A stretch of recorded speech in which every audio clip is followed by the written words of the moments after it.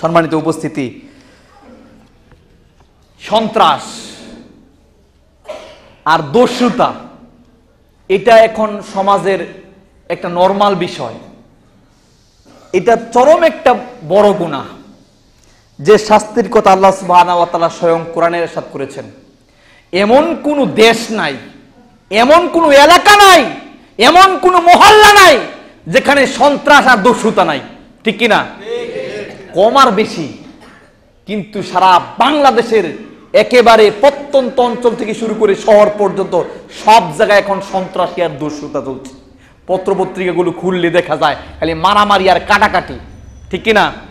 এখন দেখেন, এই পত্রিকাগুলো খুলে দেখেন, টিভি চ্যানেলগুলো দেখেন, প্রত্যেক দিন একদল আরেক দলকে মারতেছে, একদল রাস্তায় দাঁড়াতে পারে না।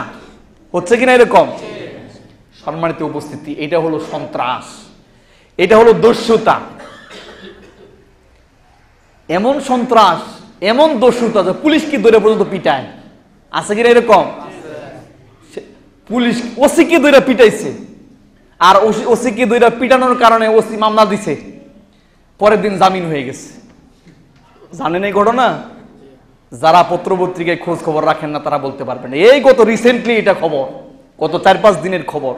পুলিশকে ধরে পিটাইছে, ওসিকে পিটাইছে। কত বড় সন্ত্রাস! আর মামলা দিছে, পরের দিন জামিন হয়ে যায়। সম্মানিত উপস্থিতি, যে কথা বলছিলাম, এই যে সন্ত্রাসী, এই যে দস্যুতা, আবার অনেক পুলিশ সন্ত্রাসও আছে। আছে কিনা? আছে। আমাদের দিকে একটা কথা বলে, বেড়ায় ধান খেলায়। বেড়ায়, বেড়া বলতে ওই ভেড়া না, আপনার যে প্রাচীর দেয় বেড়া, আপনার বাঁশ দিয়ে বেড়া দেয় না, এটা ধান খেলায়। আজকেই হলো অবস্থা আমাদের দেশের আইন শৃঙ্খলা রক্ষাকারী বাহিনীদের।